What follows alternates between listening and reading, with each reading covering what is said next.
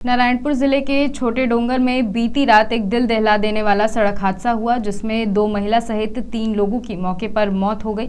साथ ही कुछ घायलों को जिला अस्पताल रेफर किया गया है, जिसमें आज एक महिला ने दम तोड़ दिया। साथ ही 3 लोगों की हालत अभी भी गंभीर है, जिन्हें अब जगदलपुर डिमरापाल रेफर कर दिया गया है।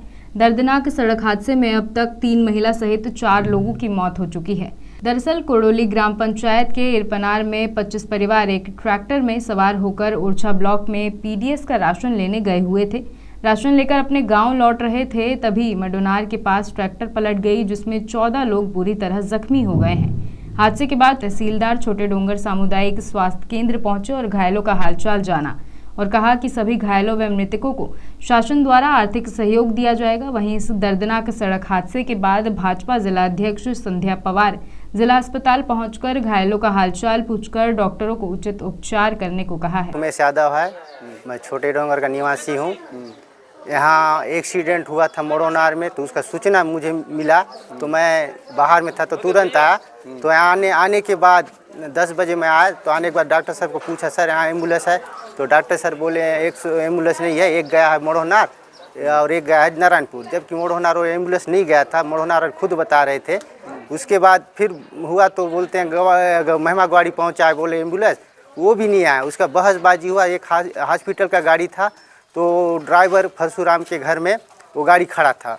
बहसबाजी करने के बाद वो गाड़ी आया, उसके बाद भी नहीं, फिर बोलते हैं कि ये गाड़ी उसके लिए है ही नहीं, इसमें ऑक्सीजन नहीं है, ना इसमें कोई सुविधा नहीं है, इसको नहीं भेजेंगे।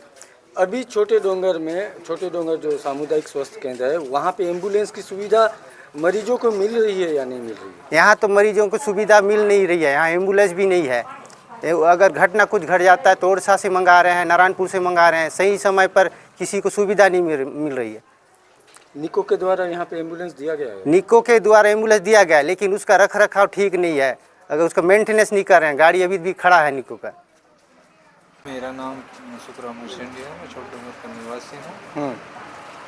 क्या बोलते हैं, जब भी देखा जाता है डॉक्टर तो रहते हैं, डॉक्टर रहने के बावजूद फ़ोन किया जाता है 108 को, या कोई गाड़ी का ज़रूरत पड़ता है, तो उस समय मरीज को सही टाइम में कभी गाड़ी का व्यवस्था नहीं हो पाता है। सामुदायिक स्वास्थ्य केंद्र होने के नाते 108 का यहाँ सुविधा है, ना कोई गाड़ी की सुविधा नहीं है। तो क्या है, जैसे समय पे अगर 108 पहुँच जाए तो जान जाने वाला भी बच सकते हैं।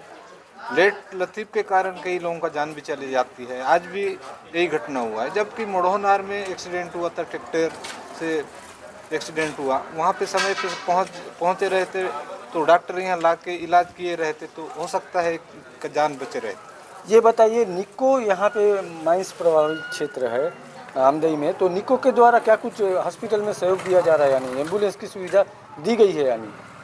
एम्बुलेंस का सुविधा दी गई है बोलते हैं, मगर हम लोग तो अब निको का संबंध से मैं ज़्यादा नहीं जानता, क्योंकि शासकीय व्यवस्था को देखते रहता हूँ मैं।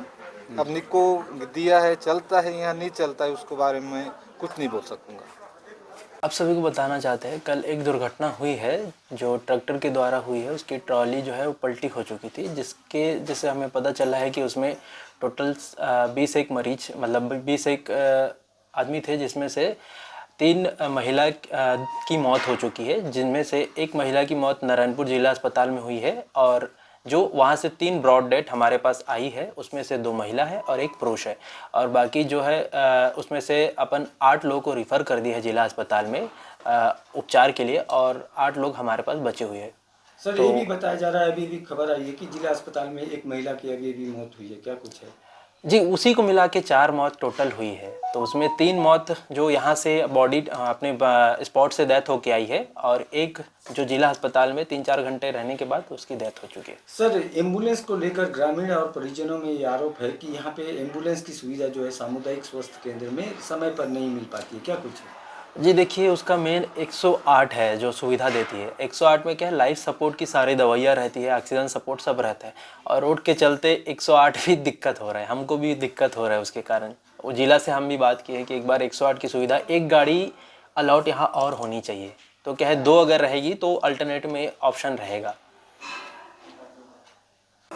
सबसे पहले तो मैं आपको बताना चाहूँगा कि इस भीषण हादसा आकस्मिक जो हुआ है उन परिवारों के प्रति मैं संवेदना प्रकट करता हूं और इस हादसे में जो मृत हुए हैं या घायल हैं तो हमारे शासन की ओर से जो उनको आर्थिक मदद मुआवजा का प्रावधान है उसके तहत हम शीघ्र ही उनको मुआवजा उनके परिवार को शीघ्र ही अपन दिलाएंगे।